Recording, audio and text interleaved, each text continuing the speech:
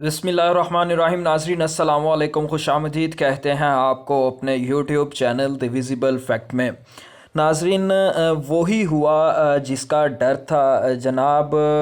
جو P D M کی حکومت ہے پنجاب میں، جیسے ہی عمران خان نے اسمبلی توڑی ہے، عمران خان کی حکومت گئی ہے، کیئر ٹیکر سیٹ اپ بن گیا ہے، کیئر ٹیکر وزیر اعلیٰ آ گیا ہے، اس کے آتے ہی پی ٹی آئی کے خلاف انتقامی کارروائیاں جو ہیں وہ شروع ہو گئی ہیں۔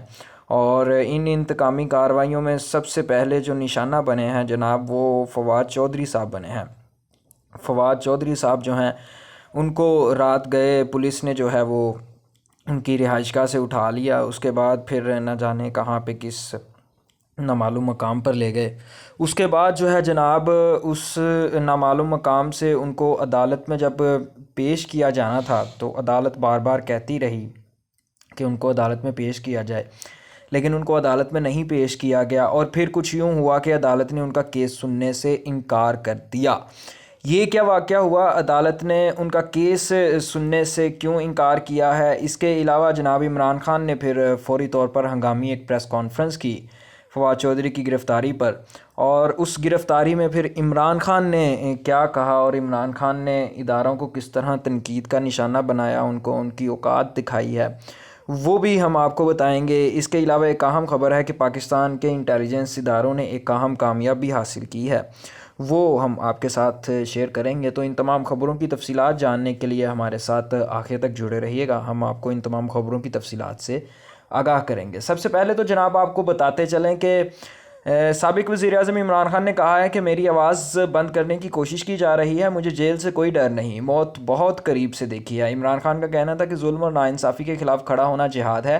مدینہ کی ریاست میں عدل و انصاف آیا، پھر خوشحالی آئی۔ نیلسن منڈیلا نے پتے کی بات کی غربت کم کرنی ہے تو پہلے انصاف لے کر آؤ۔ انہوں نے کہا کہ عدلیہ اور وکلا برادری سے مخاطب ہوں، اللہ نے آپ کو بڑی ذمہ داری سونپی ہے، جس طرف یہ لے کر جا رہے ہیں ملک کا کوئی مستقبل نہیں، قانون و انصاف کی دھجیاں اڑائی جا رہی ہیں۔ معزز ججز اور وکلا سے اپیل کر رہا ہوں، میں آپ سب کے لیے کھڑا ہوں، میری ساری جدوجہد آپ کے لیے ہے۔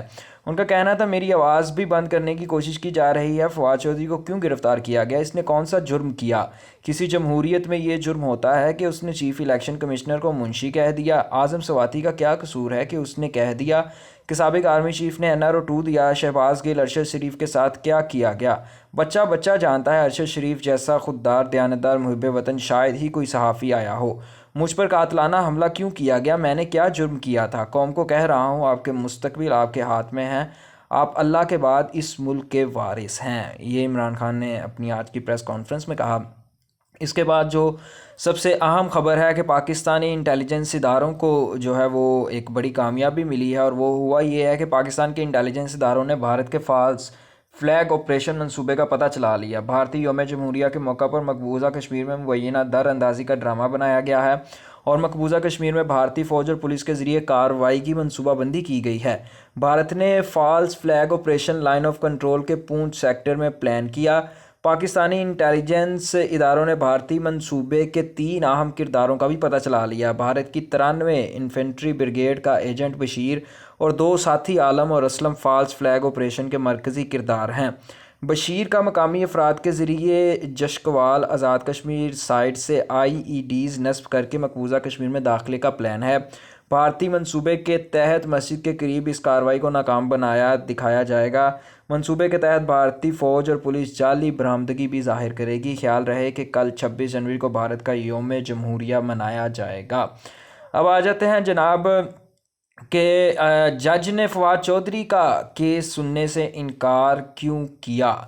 یہ ایک بڑی خبر ہے، بڑی ڈیولپمنٹ ہے۔ اسلام آباد کی ایف 8 کچہری میں پاکستان تحریک انصاف کے رہنما فواد چودھری کی پیشی کے لیے کمرہ عدالت تبدیل کر دیا گیا۔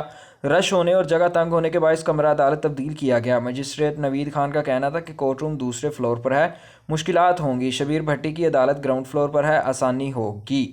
بعد ازاں ڈیوٹی مجسٹریٹ نئے کمرہ عدالت پہنچے اور کہا کہ کسی طرح فواد چودھری کو کمرہ عدالت میں آنے دیں۔ وکیل فیصل چودھری نے غیر متعلقہ افراد کو کمرہ عدالت سے باہر جانے کی درخواست کی اور کہا کہ فواد چودھری کدھر ہیں؟ گاڑی کدھر ہے؟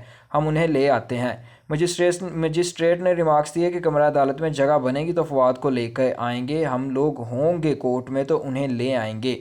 ڈیوٹی مجسٹریٹ عدالت سے اٹھ کر اپنے چیمبر میں واپس چلے گئے۔ پی ٹی آئی کے سینئر رہنما غیر متعلقہ افراد کو کمرہ عدالت سے باہر نکال رہے ہیں، یعنی کہ کمرہ عدالت میں رش ہونے کی وجہ سے صرف جج صاحب نے جو ہے وہ ایک انصاف کا کیس جو ہے وہ نہیں سنا، انصاف پر مبنی ایک کیس جو ہے اس کی نفی کر دی ہے جج صاحب نے، صرف یہ کہہ کر کہ کمرہ عدالت میں رش ہے۔ جی تو کمرہ عدالت میں رش ہے، اس کو ختم کروا دیں، آپ کا حکم چلے گا، آپ نے حکم دینا ہے اور کمرہ عدالت سے رش جو ہے وہ ختم ہو جانا ہے۔